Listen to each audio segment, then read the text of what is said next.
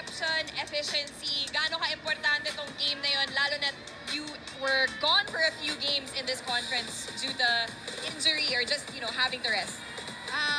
Sobrang importante talaga sa amin. Sobrang eager kami na makuha tong game 1. Matapos namin hanggang game 2. And, ayun, yung semis talagang kinalimutan namin and sabi namin, ito yung game na to para sa amin to.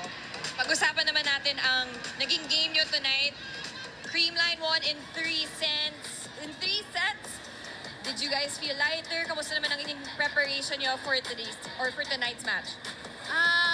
Hindi madali yung naging preparation. I mean, talagang pinag-aralan namin mabuti. Nag-scout kami, pinanood namin yung games.